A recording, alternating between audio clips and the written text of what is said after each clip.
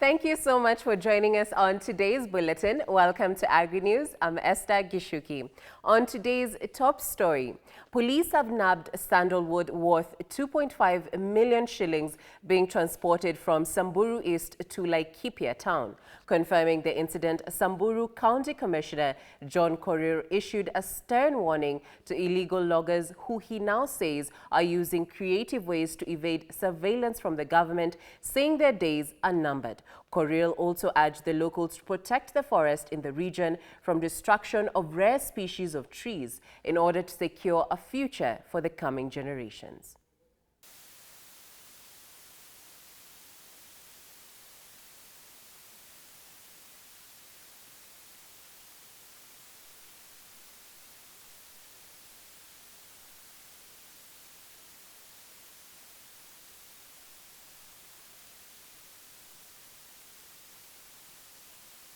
So leo alfajiri waliweza kushika sandalwood ikiwa imejazwa kwa brado, ambapo ukiangalia ni mtindo ingine mpya hapa Samburu.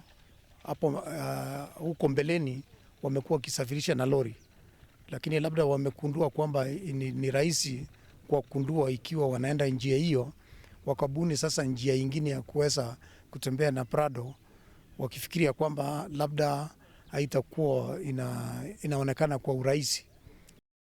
Moving on to Kitui County, where the persistent destruction of crops by locusts have continued to have a bitter taste in the mouth of locals who are foreseeing tough times ahead if a solution is not found urgently. The farmers are now calling on the government to compensate them for the huge losses they have encountered and still counting.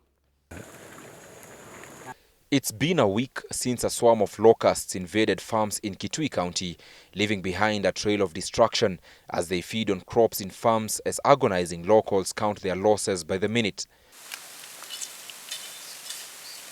Despite a spirited aerial spray by the government, crop fields in Sekuru, Ngomeni, Nguni and Chuso sub-counties have been left bare, with the pests ravaging through whatever had grown. Trees have not been spared either. Jani maua yake na zenye zilikuwa bichi zote zimekuliwa. Sasa zenye zilibaki zenye zilikuwa zambeleni na sisi hatukuwa na zambeleni. Sasa hizi tulikuwa tumepanda nyuma. Sasa zimekula kabisa. So we found they have eaten our millet, our maize. We are asking our government to help us because these things they are eating our crop. In Mwingi's Nziu village, Julius Maluki has been forced to have a drastic change of operations. His days now involve shuttling between doing useful jobs to earn a living and personally employ desperate manual measures in keeping the pests away.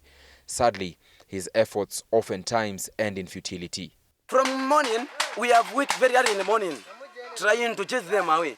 We are using these things I'm touching. These are the things which we are using to chase them. We are just producing this sound and chase them, beating the trees using the rods you are touching here and trying to chase them away. The assistants to remove them, to chase them away. We have a very big problem. The locusts are said to have entered Kitui through neighboring Tana River and Tharaka Nithi counties. Their invasion painting a grim picture of what might as well be a looming spell of drought and hunger. Zinakula. Sasa ziko huku kwa miti, tukipuguza zinaingia huko kwa mashamba. Sasa tunaonelea serikali tafadhali iongezee dawa tena ndio sasa siondoke. Baada yote sasa hatuna chakula sasa hii. Kwa hiyo tulikuwa tunatarajia kuvuna sasa hatuna uwezo mwingine. Pengine sasa watajua venye tutafanya. Tungetarajia kuvuna kama gunia kutoka 10 kwenda juu, sasa hii hatuna. Even as the government, through the Ministry of Agriculture, tries to completely battle the pests, fears that more counties might soon play host to the unwanted guests are still rife. This remains the biggest challenge to farmers in recent years. Crop diversification is a thing that is becoming popular among many Kenyan farmers. This, of course, has been contributed to by the market trends as well as climate change effects, which has forced farmers to turn to more viable crops. Susan Mwingi toured Western region in Kitale, where she met a group of farmers who are now practicing horticulture farming away from the traditional domain of cash crop maize. The western part of Kenya arguably records one of the highest rainfalls in the country. For the longest time, this part of the country, also known as the cereal basket of Kenya, is now diversifying to horticulture farming. Nilimeshikilia wamama nikawalete pamoja katika kikundi, katika njia ya kuwafanya iwe rahisi kupata pesa ya rahisi, kwa sababu ukiangalia hii mboga, saa hii watu wanalala njaa ya ugali, wana pesa hata kuna chakula. Ni sisi watu tunauza tunapata pesa. Kila siku tunauza hapa zaidi shilingi 1000 kwa siku. Na hiyo pesa tunapandisha kwa vitu vingine, au mama wanapata pesa yao. Niko na mama zaidi ya 15 wao wanafanya kazi kwa shamba tofauti, na hao tunawalipa kila Friday kutoka kwa hii kazi ya shamba. Arnold is one of the farmers from Kitale that is practicing horticulture farming. Arnold was motivated by a number of reasons to start on horticulture farming, one being that the vegetables consumed in Kitale was being ferried all the way from Kemende, that made him identify an opportunity for business in the horticulture farming. Ukianza kufanya kilimo ile iko katika standard kubwa, huwezi fanya peke yako. Lazima uwe na watu wa kufanya labor na ukiwalipa. Sasa tangu nikuje ku 2012 nilikuwa nikifanya nao kazi ya kilimo, lakini kufika 2016 nikaona wawe katika kikundi. Wao wakifanya katika kikundi na hata wao pia kwao wamepanda, sio hapa peke yake. Hiyo tumepanda hapa kama kikundi, nao pia wako na kwao kule wamepanda. Yao kila mtu ako na yake, sehemu zake ya kilimo ya mboga na nyanya. Niko na nyanya pia. Niko na suja, niko na cabbage. Lakini siko hapa. Hiyo hawa mama huwa wanafanya hiyo kazi na wanafanya hiyo kilimo. Mimi niko na zangu kama mkulima, na wao pia wako na zao, na tena huwa wanafanyia mimi kazi tukilipana. Mahali pale tumeona force inatakiwa kazi kama vile hapa iko hivi, tunalekeza force yetu pamoja, wanafanya pamoja, wanatoa pesa inapatikana hapo, wanalipwa na hao wanapata zao pia. Kwao pia nawapelekea customer wananunua. Sasa wao tunatoa mboga hapa zinaenda Lodwar, huwa mboga zinatoka hapa zinaenda Kakamega. Kuna wakati nilienda Kitale nikakuta mboga imetoka Kimende, Nairobi, imeletwa hapa na inaenda Lodwar sukuma. Ndio nilipaya moyo ya kuona hapana, siwezi kosa kupanda sukuma. Watu wanaona sukuma ni kitu ovyo, lakini nikiona Eldoret Express imetoka sukuma Nairobi imeleta Kitale, ndio iende Lodwar, na sisi tuko hapa na mchanga na tuko hapa na kila kitu. Ile kitu tunakosa tu ni maji. Maji ndio problem.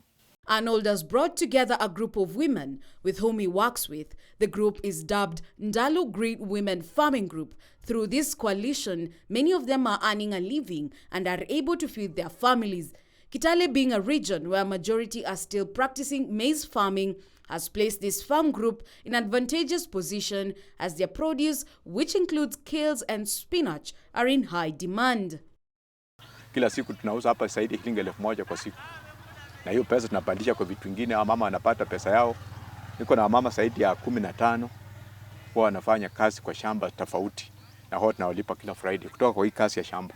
Arnold is a happy farmer who says that he can afford to eat a meal of his choice as money is constantly coming in. Wengi nimewapatilisha, na huwa wanapatilisha kulingana vile wanaona vile mimi naenda, kwa sababu wananiona leo, wananiona mimi napanda kama simba katika kilimo. Na niona hapa stage hii, niko stage nyingine naenda, na nikupeleka kwa miradi yangu, unaona kweli mimi nasema ukweli. Sasa wakulima wengine wale wamekatalia kwa mahindi, mimi najaribu kuwaonyesha, kwa sababu hata hao majirani wote wako na mahindi, lakini saa hii mimi naweza kula mkate, nimeweka kitu juu yake. Mama Irene is one of the group members who says that since she joined this group, her life has never been the same.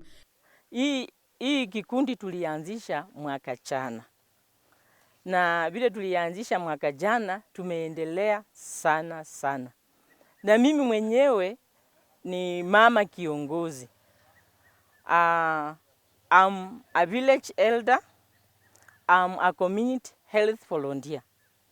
Na hii yote imeniweka kuwa bidii na kukua kielelezo kwa wamama wenzangu. Mercy Olanga is a group member who has also leased this particular land to the group. She says that a horticulture farming has helped her accomplish other projects on her farm. Nilipeana hii plot kwa ajili ya maendeleo, kwa ajili nilikuwa napenda maendeleo sana. Nilikuwa nikifanya kazi ya kuuza sokoni, lakini kwa ajili ya pressure nikaacha. Sasa nikajiunga na kikundi na nikapeana hii plot hapa. Ndio maana inatuendelesha na inafanya tunakula. Hata nami pia inanifanya napata dawa kutoka hapa, sichoshi watoto wangu. Imenipalilia mahindi, nikarudia tena na nikanunua na ammonia ndani na nikamwaga. Sasa saa hizi hata natarajia kuvuna maharagwe next week.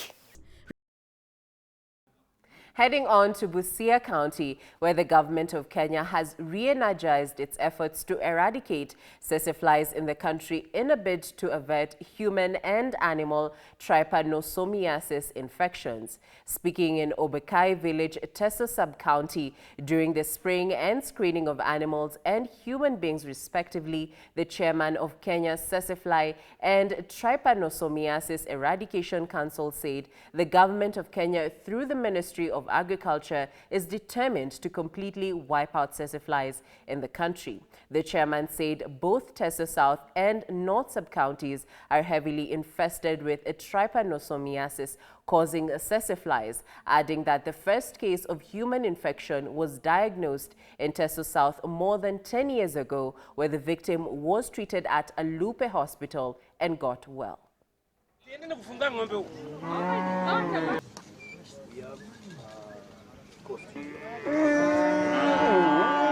This is where we have had as Kenya the last known human case of Mama Jacinta, who is here standing next to me. So we have history as Kenya that globally Mama Jacinta's name is known everywhere, that is the last case of African trypanosomiasis, human African trypanosomiasis in Kenya. And so we chose that because of our case, and we are screening to be clear and ensure from science that indeed she is the last case. Our referral hospital, the only hospital in Kenya that it treats, that is screening and treating human trypanosomiasis, is Lupe.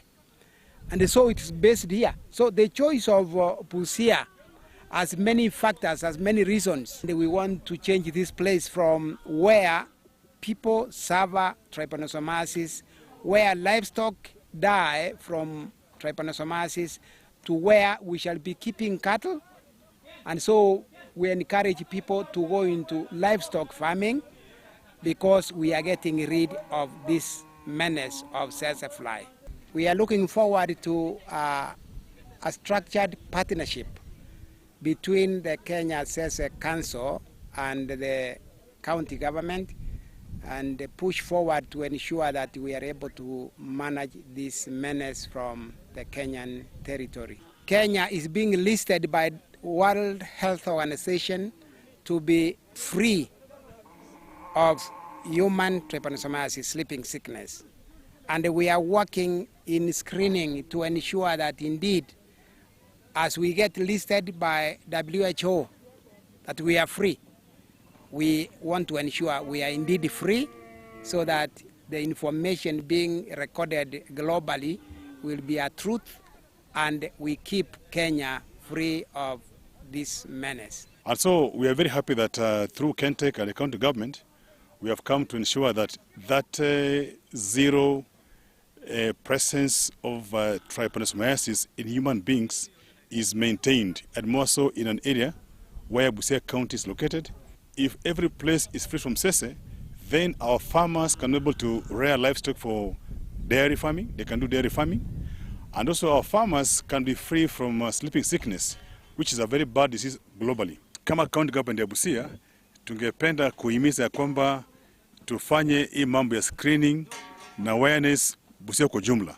We know that Obekai is a hotspot ambayo iko Tsetse South, but also we've got Tsetse North, we've got Bunyala, we've got Samia, and other sub-counties. So our goal is that we want to work together with the Kentech to reach other areas, to reach as many farmers as possible. Up next is a roundup of agricultural stories that have been trending in other parts of the world.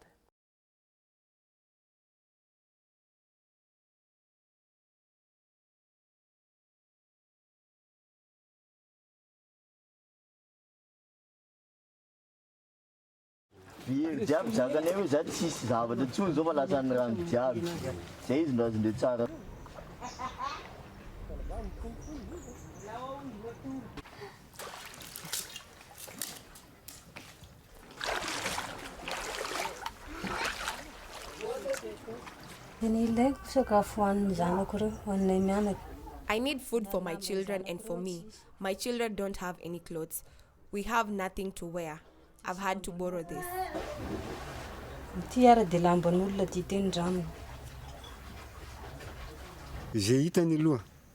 We have no choice but to stay here, where the house has been submerged into the water.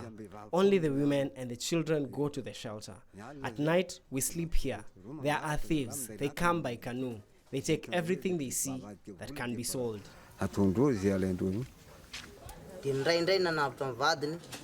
Someone else saved his wife by holding her out of the water. He died and the woman was saved. Two married people kissed and died together. They were not saved in time. The speed of the canoe is limited because there is no motor. Our speedboat is the canoe.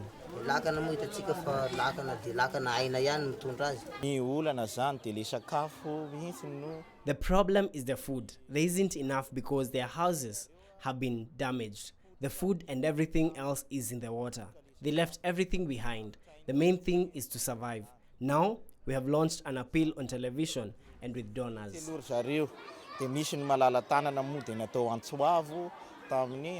Amid Zimbabwe's worst drought in years, Abraham Kalavangila and his family have given up waiting for water to return to their taps. Instead, they trek out into fields of wilting maize to take their chances with untreated water from an unsanitary open well. We have no option. Yeah, this water is dangerous. As you can see, just check. Someone did his rubbish here. There's nothing that we can do, you see. Yeah. But we still have to, because we need some water to use at home. He and his sons carry the water home in buckets to Kalavangila's wife, Rumbazai. We boil the water to purify it from germs and we are able to use it for drinking and cooking. She says sometimes there are organisms in the unpurified water and that your body itches when you bathe in it. The shortage of water exacerbates an economic crisis in Zimbabwe, in which supplies of essentials such as fuel, medicine and food have also been running dry. Kalavangila lives in the country's second city, Bulawayo, where the water is turned off for more than half a week to cope with a sharp fall in reservoir levels. The city has decommissioned 2 of its dams after water fell below pumping levels. And Bulawayo's Director of Engineering Services, Simalani Dube, says the remaining 4 are, on average, at just 35% capacity. Actually, we're projecting that in the next 3 to 4 weeks, we might lose the 3rd dam, which is Loanyana. It's currently sitting just above 10% in terms of capacity. Authorities say the long-term answer is for Bulawayo to build a new dam 100 kilometres or 60 miles away to draw water from the Zambezi River. But that project, first mooted in 1912 by white colonists and finally started in 2004, is only a third complete. On today's Sauti ya Mkulima, we feature youths engaging in agricultural produce business in Kawangware Market who share with us how they've benefited from venturing in the agricultural produce business.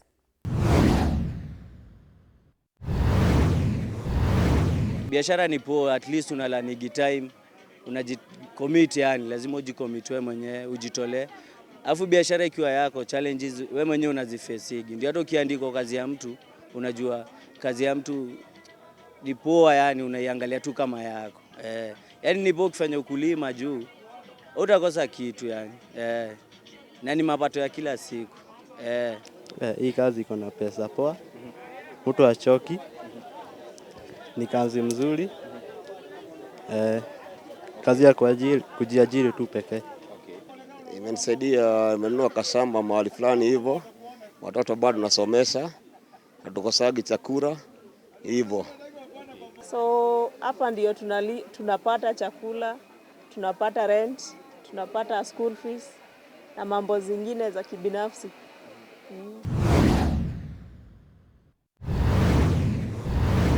Now let's have a look at how different agricultural commodities are performing in different markets across the country.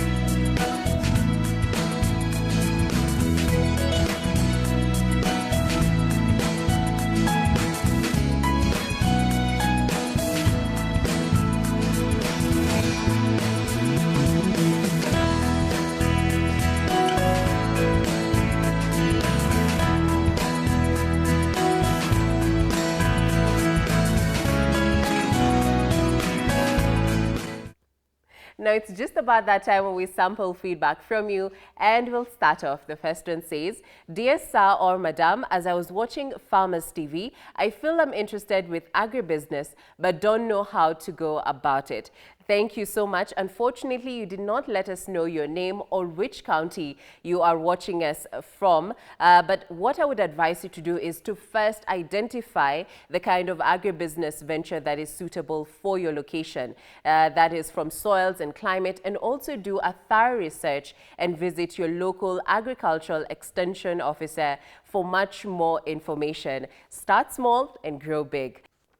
We also have somebody else who says, sheep and goat, the show is good but very short. We don't learn much. Increase the time. Thanks. Thank you so much for your feedback. The show is 30 minutes, but you can always visit our website, which is at farmkenya.co.ke. Click on the Farmers TV tab to watch more videos on the same. Alternatively, you can go to our YouTube channel, which is Farmers_TV Kenya. Now, this is just a sample of the feedback that we have been receiving from you, and we'll keep sampling this feedback every single day here on Agri News. Be sure that when you're sending in your feedback, start with the word Agri News. Let us know your name and which county you reside in. And if you'd like us to visit your farm, be sure to also let us know. That's all we had time for on today's bulletin. I'm Esther Gishuki, and as we wind up, here now is the weather forecast.